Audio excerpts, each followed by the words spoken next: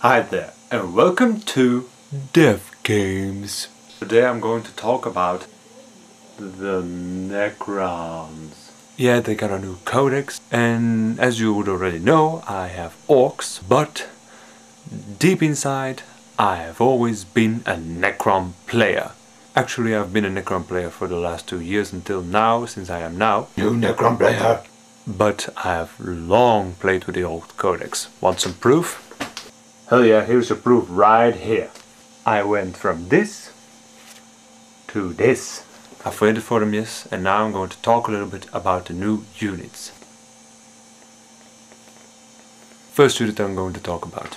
The Destroyer Lord. This guy right here. They are strong, really strong. The profile is actually like it was back in the old decks, but it's better since they have preferred enemy against everything, which means they can reroll to hit in close combat. So like, what? They already have 4 attacks on the charge and then you make them reroll them.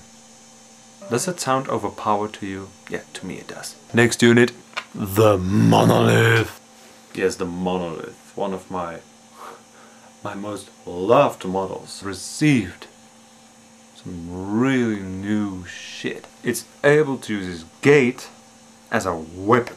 Only now can you teleport units beyond the normal 18-inch you have in the in 3rd edition. Now you can teleport units to your monolith from wherever they stand on the table. Even if they stand on another table. Like you're playing here, there's a Necron player playing there, you say, hey, can I lend your warriors, and you teleport them to that table. Now of course that is not allowed, but yeah. You get my point. That you have 4 ghost arcs on each side, which can all shoot a different unit. So they're not subject to that shooting rules. It's really nice. Really nice. Particle Whip is still very powerful. And the monolith still can't move further than 6 inches. It counts for shooting as it remained stationary, no matter if he moved. And that's great. Next unit, the Annihilation Barge. Also one of my favorite new units, since I have it. Look in jealousness to my already in possession Annihilation Barge. The twin-linked Tesla Destructor, which is a strength 7 assault 4 weapon, AP nothing, 24-inch, which when you roll 6s gains 2 more hits on the 6 you already rolled. Which means you get 3 hits if you get 1 6 hit. There is actually some kind of war gear I like, which is Quantum Shielding. Quantum Shielding is like, whoa, all of your puny little tanks with armor 11 get armor 13 until they are penetrated. Dude, that's awesome. That's why your freaking Annihilation Barge only costs 90 points to put in play. Next unit, the Ghost Arc. I don't have that one yet, but I am getting money together for it. These transports are just the best. They can rearm your units with new warriors, and it's really awesome. At the start of each Necron movement phase, a Ghost Arc can expend energy to repair fallen Necrons. You can get D3 extra warriors if you lost just a few. This cannot take you beyond the number you already had, but let's just say, yeah, you lost some warriors, like 3, where one of them made his reanimation protocols, and then because you really want them back, you just make them back with this machine. Next unit, Lich Guard. Whoa, they cost as much as most Terminators, but they definitely would kill those Terminators. Though a Terminator who has a Power Fist doesn't stand a chance.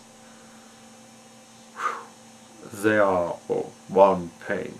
They might cost as much as a Terminator, but a Warskite is better than it was in the early days. It actually gives you 2+ strength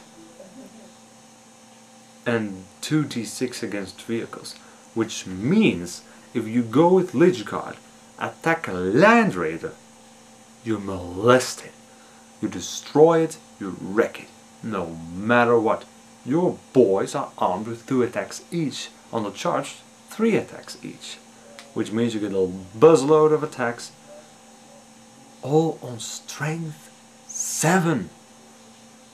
Also you can get these shields for them who actually can deflect bullets on 6-inch range into another unit.